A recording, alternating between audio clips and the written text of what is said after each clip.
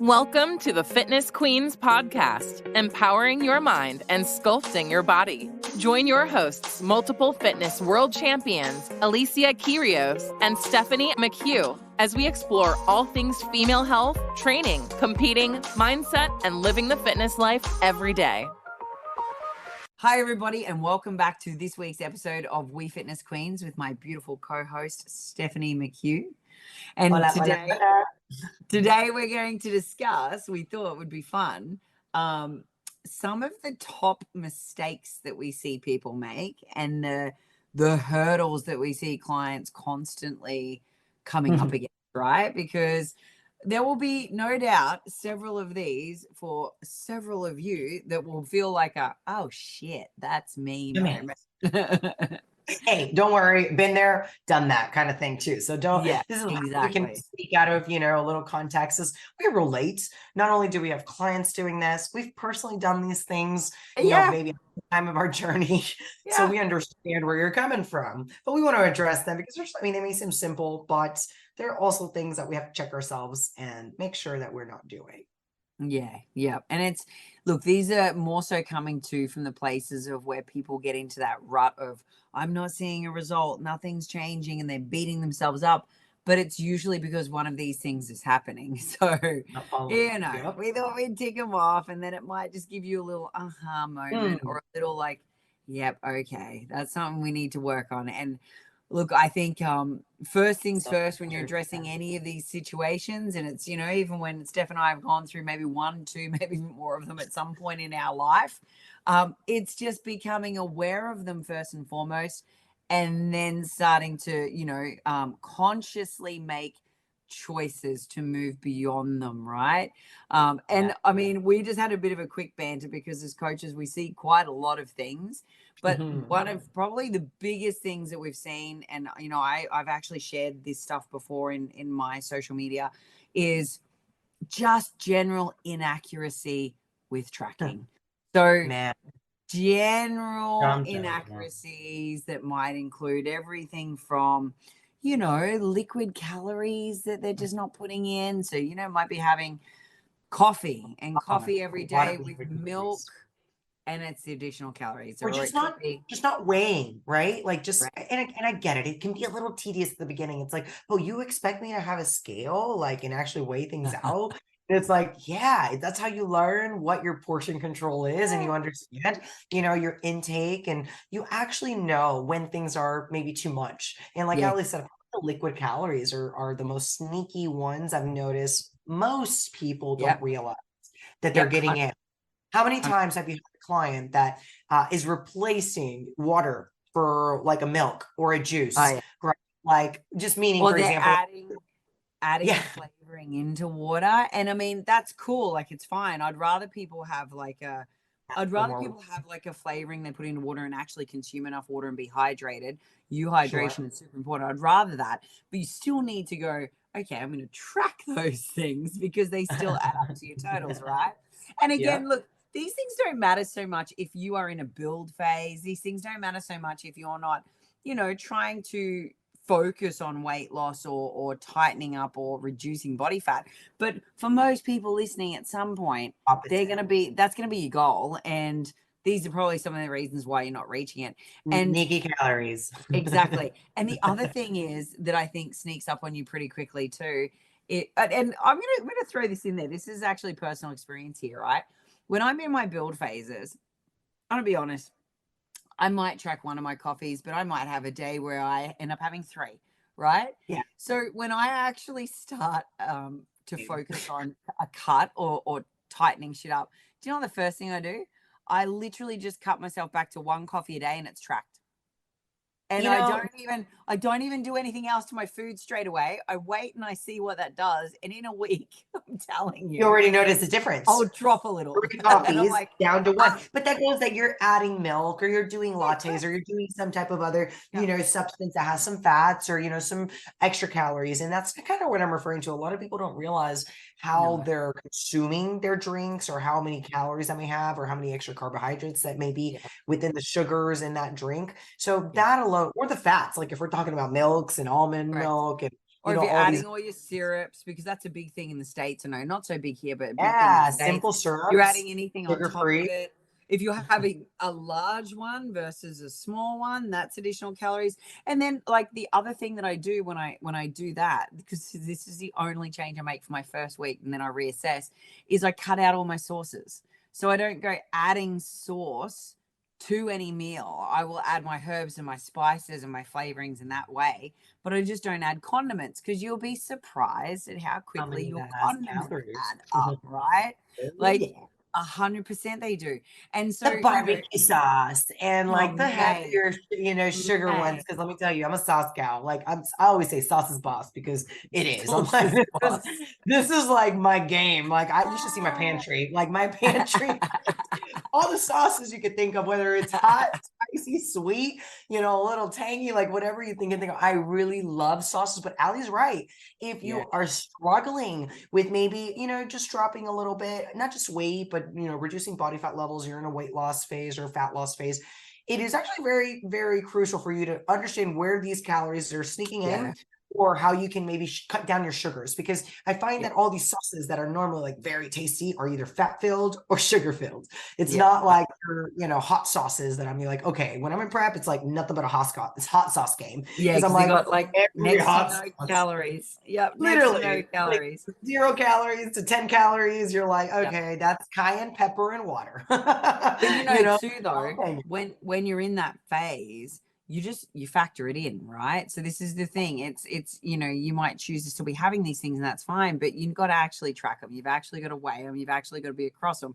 So, you know, one of the biggest things I see is that people just have no concept of the little things that add up, and they are missing them. So then what they'll do is they'll be like, but I'm doing everything to the letter and I'm hitting my target. And it's like, yeah, but are you? Because when we factor in that you're having this, and this, or you're consuming that, or you've added that sauce, or you've put that on that, that could be enough that it takes you out of the deficit completely, Okay. or it reduces the total of the deficit, which then has you losing weight at a slower rate than planned, And you adapt and so much messes quicker. with your head, right? So Yeah.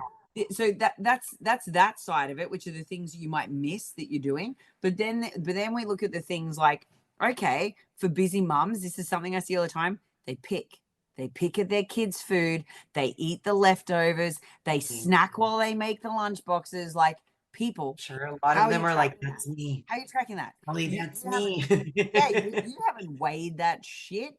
You haven't Mm-mm. added that to your plan. Didn't track And it. so you've eaten all your food, and then you've gone and snacked and Track the picked and goldfish, track the wheat yeah, thins, track all those little yeah, extra snacks, all and the you'll little just extras. start understanding kind of where you're going over. Is it an extra 300 calories? Is it an extra 30, Yeah, 40 grams of carbs? Like, where is it that you are snacking? That way you're having a much better awareness of where you do need to cut back. Like Allie knew she was having the additional 2, 3 oh cups of, yeah, 100%. so she, even though she wasn't tracking them, she knew she was doing it. So if Yep. you maybe aren't tracking those snacks, or you're not having that, start with tracking it so you know how much you're going Yeah, over. Or yeah, stop snacking and see where your consumption actually is, and see, okay, this is my baseline, this is my intake, this is my everyday intake. And if you're not tracking everything, meaning like you're actually not weighing it out, are you accurately tracking? Because yeah. I find so many individuals are like, okay, I did a tablespoon of peanut butter, and this is very common Oh because my God, I this is one of the find worst. this the That freaking worst, the right? They get the whole, tablespoon, if it's heaped, is actually like but it's a 2 heat meal. servings, not one. Exactly. So if you do it without taking off the top little mountain of your, you know, like tablespoon, you are actually having 2 tablespoons. This puts you at It's like a literally lot more fat.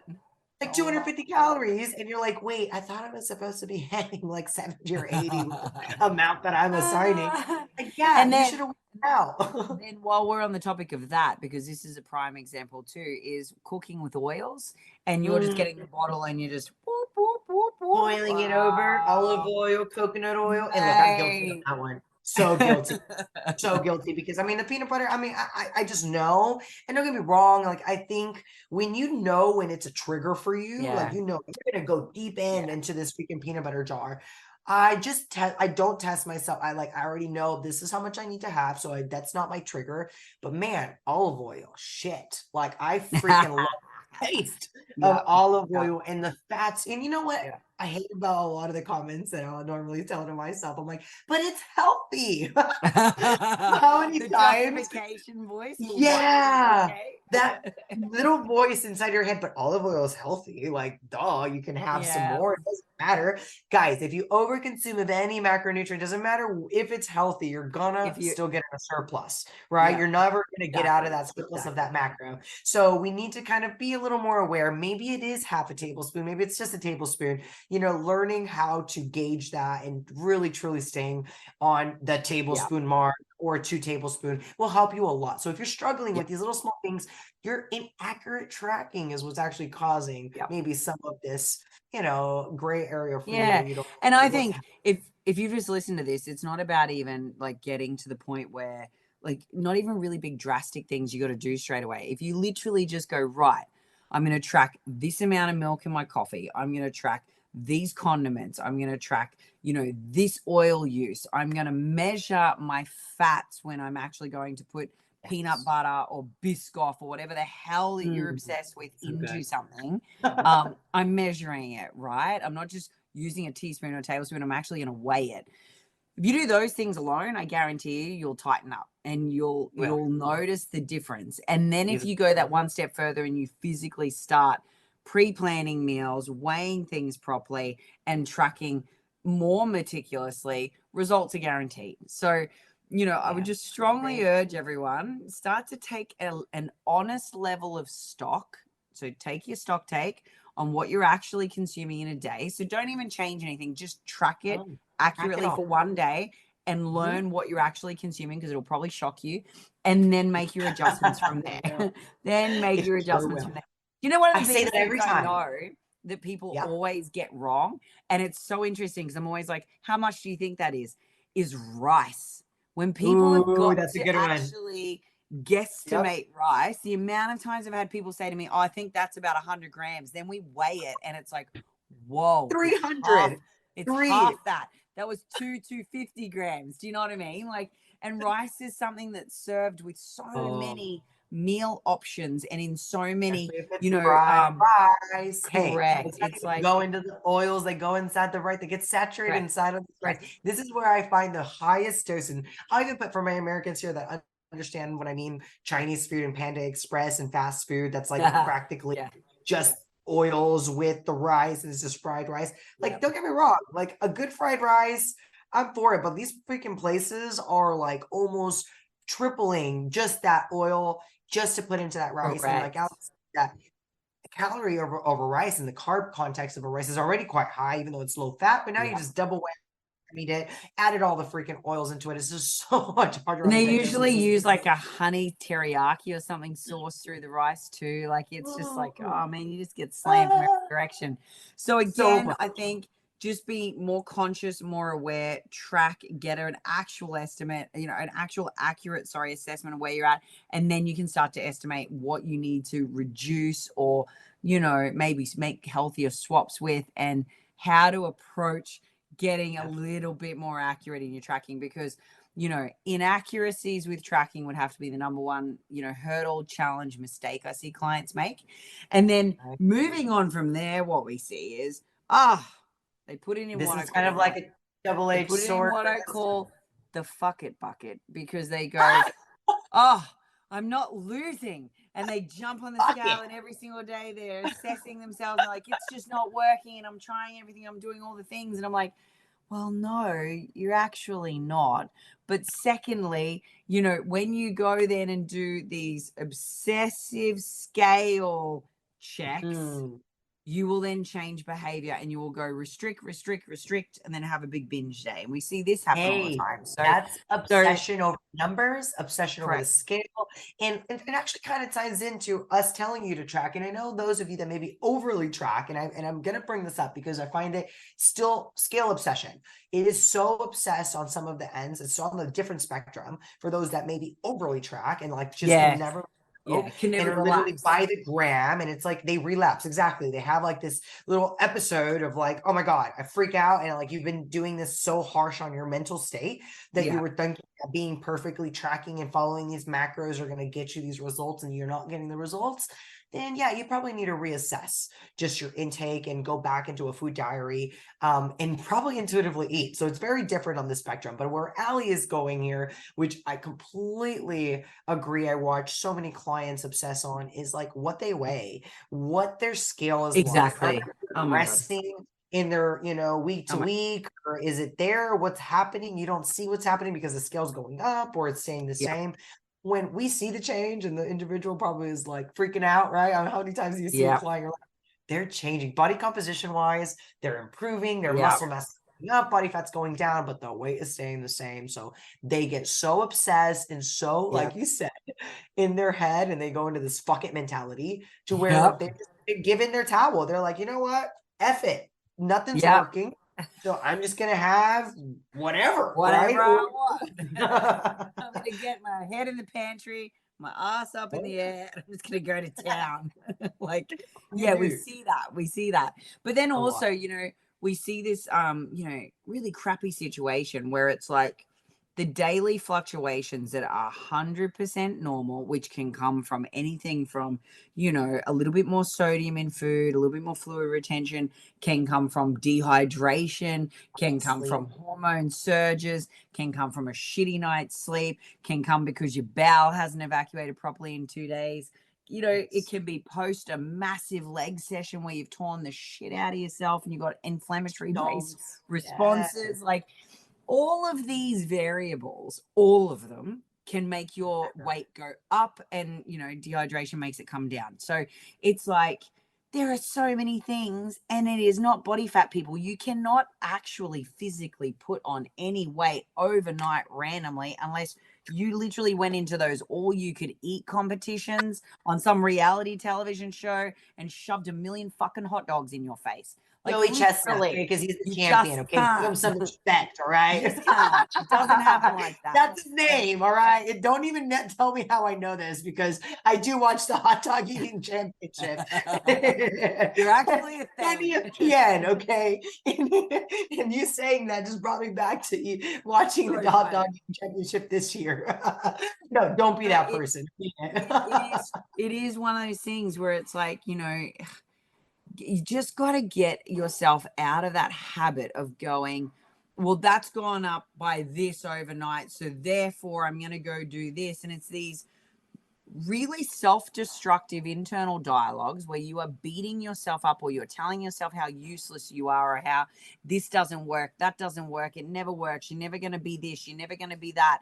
It's just, it is a perpetual stir the shit situation, and you'll never get out of it until you stop fixating on this number without at least recognizing the bigger reasons that could be contributing to it. Because once you actually get really real about those things and you can recognize them, you're like, you become detached, and it's not an emotional thing. You actually are quite objective in your ability to be able to go, okay, I know it's this, this, and this. That's cool. Don't worry about it. Tomorrow or within the next 2 days, it's going to drop down again. Or, in the case of trying to build even, you're not making a knee-jerk reaction based off of one incremental movement. You're looking for, say 2 weeks of consecutive data before you make a change. So, I strongly suggest that you do one of two things. You either don't weigh yourself daily, or don't weigh yourself at all. I've been known to throw the scales out of people's homes.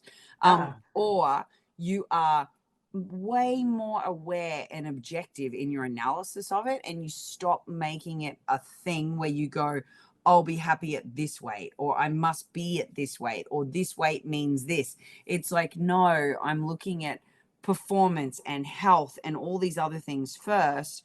And the scale weight is just a metric to give me a rough guideline of, am I trending in the right direction? But it should not be in any given moment in time. It should be an average across the course of a 7-day period or longer, not just a day-to-day knee-jerk reaction to a day-to-day fluctuation. And my strong advice is, stop obsessing over a number in the first place. Like, it doesn't define you. It doesn't define your happiness, and it does not, there is at no point a specific weight that is going to change your level of, contentment or inner peace at all, ever. That comes from a completely different position and place, you know?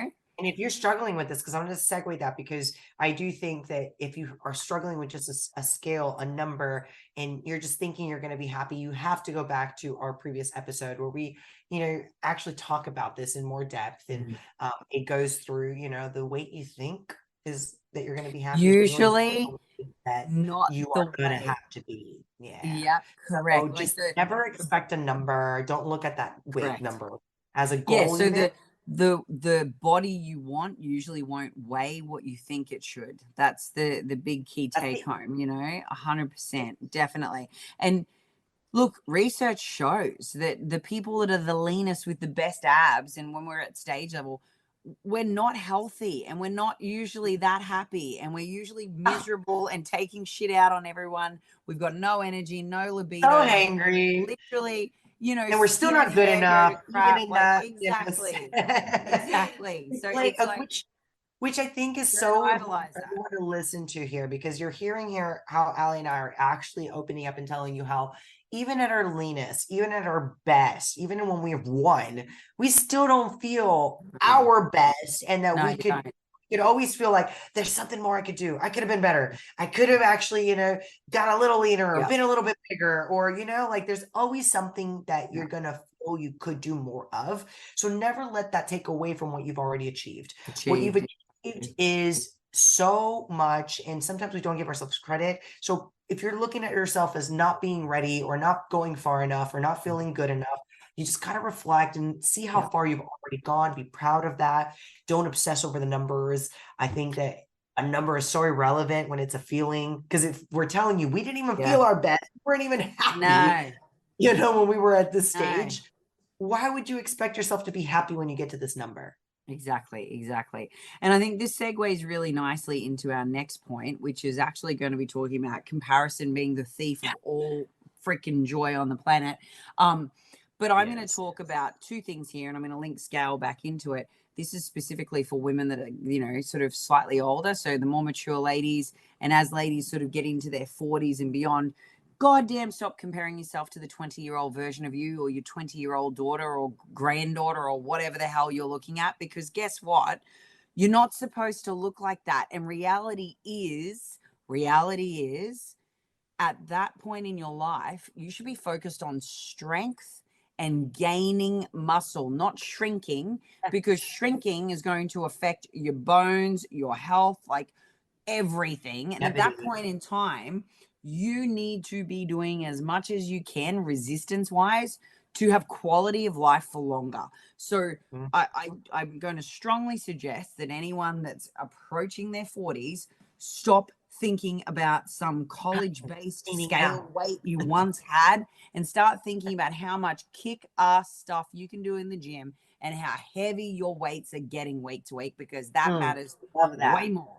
And the more mass you have, the better your composition and the better your shape is going to be anyway. So I always advocate for any woman to focus more on strength and personal, personal empowerment and performance and all of the things that is, going to be way more long-term beneficial to you than worrying about shrinking to fit a scale size. Like, absolutely mental to be doing that. I couldn't agree with you more, just with the aspect of when you reach, an age, I think that we compare ourselves to just a previous self. So, I did this when I was a teenager. I did this when I was, in my 20s, or I did this. Like, I know I still do, like, man, in high school, I used to be able to do this, and I used to, do that. And it's like, well, yeah, you lived a different lifestyle. You had a different body then, different body composition, and your hormones were very different as well. And I think that a lot of females just kind of don't, they don't realize how much hormonal changes they're undergoing. And being the fact that we do, have such a female client base, right, Allie, we just see so many different women undergo just, let's say, different lifestyle changes within their families, within their jobs, within their activities, and that demand and really puts them in a situation where they feel like they need to be cutting, they need to be losing weight, they need to be like trying to lose themselves, meaning like lose a half of their body weight or whatever that is, because they're trying to go back to that 20-year-old self or that college self, like you're saying. And I see that more common within women not, right? they're Yeah. 35, 40, 45 age, and they're having this True. like midlife crisis, thinking that skinny is going to make them happy, Oh when in my God. reality, Yeah. it's really strength and empowerment and seeing, more muscle mass and Yeah. being able to break the stereotype of, oh, you're starting too late. I think that's Yeah. another just conception that so many women have already broken, and they're good Yeah, leaders in the exactly. industry. But you can also be that person, even if you are 40 and you feel like it's too late to start weight training, or it's too late, to even do a competition, to whatever this is that you're, striving to do. Building yourself up is going to be more important than trying to, technically to bring yourself down, whether if that's your weight loss, 100%. you need to build up your muscle mass. You're going to feel better. You're going to be a badass 50-year-old, Yeah. once you get 100%. there. And you're going to be leading the way for so many of us that want that example of someone that can, change their ways, no matter how far in life you are. Yeah. So it's Exactly. comparison. Exactly. Sometimes comparison can be very unhealthy, but I find that comparison can be very healthy if you look at it the right way. Instead of you just looking at it as man, I can't do that, or that girl can do better over there, and she has more, she has a better opportunity, all these things, or you feel like they had a better starting point, or they just are doing more than you and you just don't feel good enough. It's not about comparing yourself to how far they've come, or how maybe short time it took them to do that. It's more about knowing that it's been done. Number one, to me, what excites me and motivates me, it's like there is someone that has done it. There is proof So that it can be done. therefore I know I can do it too, as I long can as do I it. apply myself. Yeah. It doesn't 100%. matter if it takes me twice as long as that individual, but I Exactly. know it can be done. Exactly. Maybe genetically speaking, that person maybe did have an advantage, but don't let that defeat you. Let that motivate you. Because then, even though yours might take a little longer, you're going to keep it. You're going to be able to really embrace those changes. When that person that maybe took half the time or less, sacrifice, doesn't appreciate it. They don't actually value how great their body can respond and act, because then those are the clients, and it's sad to me, because then they're like, well, I didn't have to do all the hard work growing up. I never had to do Oh all my these God. Yeah. I things. hear that all the time And I'm too. like, Like, it was so guys, easy when I was young. you're barely learning that your genes are that good for you. Like, damn, I'm like, I know you had good genes growing up, but God, you didn't have that reality. But imagine if you understood that of yourself and you use that to your advantage, rather than trying to actually say, oh, taking the easy road out. Or in our situation, I have to work a little bit harder, because I've always been that. Even as much people say I have genes, I'm like, actually, guys, I've done a DNA test. My genes are not the most optimal for building muscle. I might have the most optimal maybe for, storing body fat, but that's not anywhere for building muscle mass. I'm like, girls are like, dang, you're storing it in your glutes. I'm like, yeah, but wait for me to cut it back down, guys. It's like the same struggle to, lead it out and kind of gain it there. But gaining muscle mass is really what everyone should be aiming for, no matter how long it takes you, and stop comparing how much muscle someone else has, or how far they are, or maybe their life. Because you don't even know their journey. You don't know what chapter they're in. You're probably, comparing your chapter 3 to their 45. So, you can't do that. You can't look at anyone else on social media. You can't look at your best mate. You can't look at your daughter. You can't look at anyone else. You've just got to literally compare yourself to yourself from yesterday and keep trying to improve upon that, right? So, and again, I'm going to drive home one more time for all those women that are, getting into their 40s. Stop comparing yourself to 20-year-old you. Just build the new version of you and start now. It doesn't have to be this whole, I want to look how I used to. It's rubbish. Let's stop that mentality. And then moving on to our next challenge or issue, and the thing that we commonly see. Steph, what have we got there for our next one?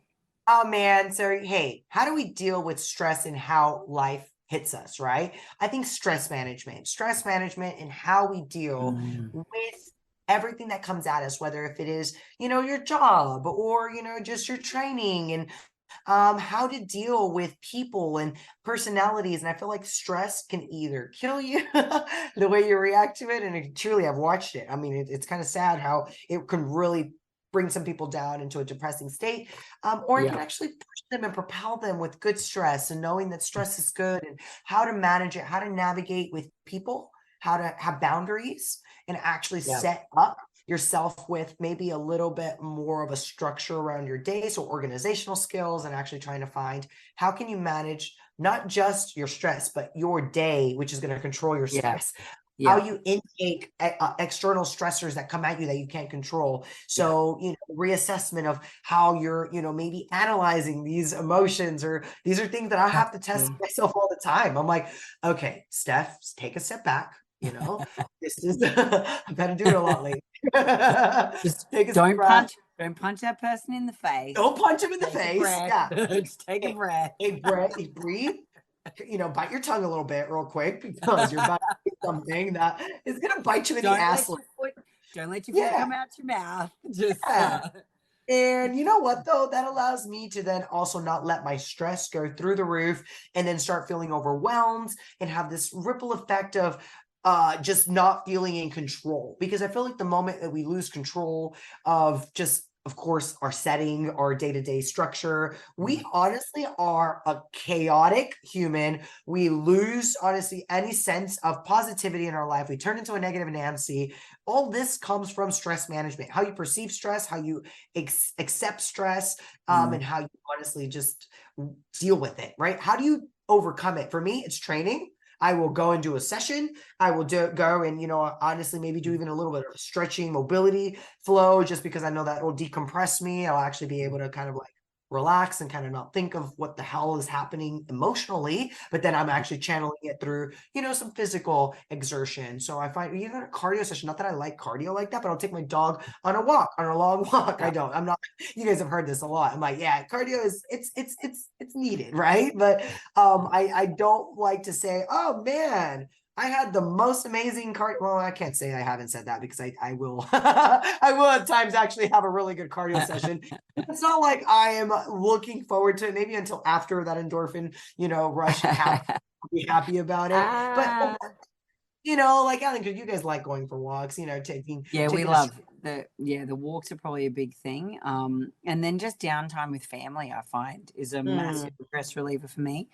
Not just the physical pursuit, because physical stuff absolutely can reduce it for me, but I find disengaging, so completely switching my head off and being present in a moment with people that I care about, or in the environment, in nature, that actually has a very calming effect on me. So I like to do more grounding based activities. So I think we've talked about this on previous episodes, where I'm like, a long weekend away, go to the beach, go to the mountains, hike, just literally spend time disconnected from the things that are impacting me, and I think you're right. I think stress is something that people underestimate. I think stress is something that people, don't manage well. And I think it's something they have issues admitting to feeling. So, I think taking stock of that, being aware of that, and then finding and sourcing strategies that work specifically for you and implementing them is absolutely essential, because until you get stress levels under control, they will control you, and it won't always be in the way that you want. And it can oftentimes lead to really self-destructive behavior and or plateaus in your fat loss journey, if that's what you're on, right?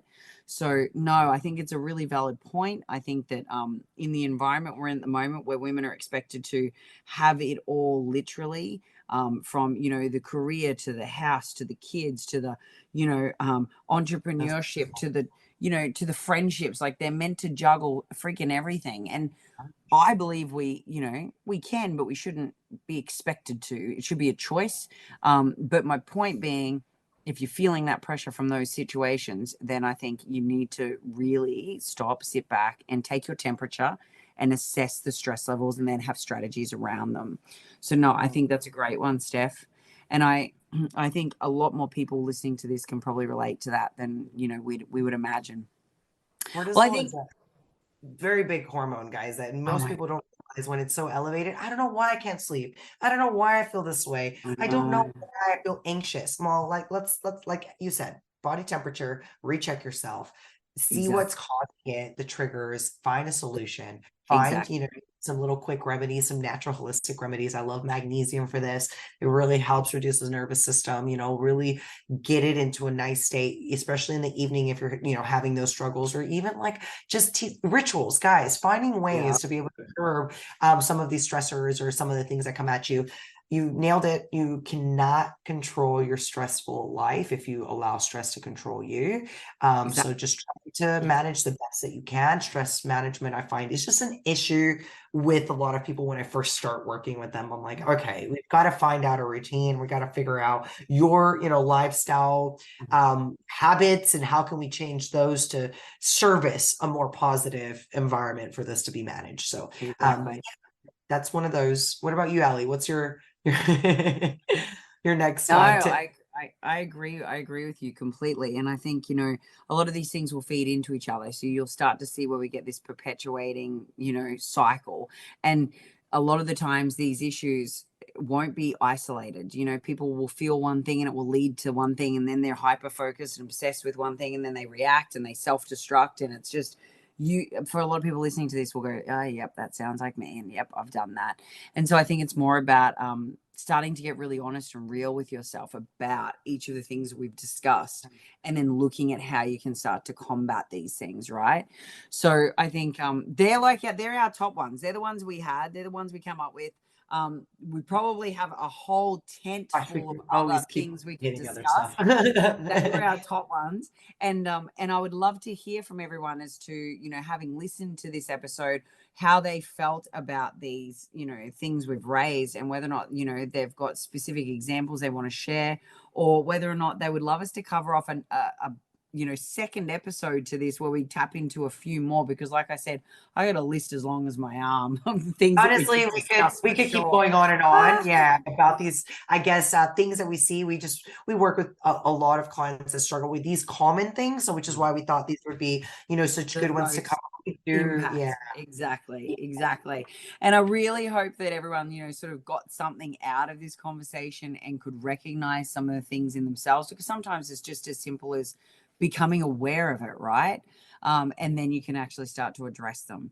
But I think for anyone that's listening that has gone, oh my God, I think that's me, or might need to reach out, or, wants to get some help with it, how to find either of us, and we're always here to help. And we'd love to hear feedback. And if you've really found this valuable, or someone that would, please share this episode with them. Give us a review. Yeah, that's how this world has been really getting shared, and we really notice it. Everyone sharing it across their platforms. So we appreciate it, you listeners or RGs, and to any of the new listeners, thanks for tuning in. We're trying to cover all things health, fitness, wellness. Wellness absolutely. Living a nice fit lifestyle and improving yourself every single day.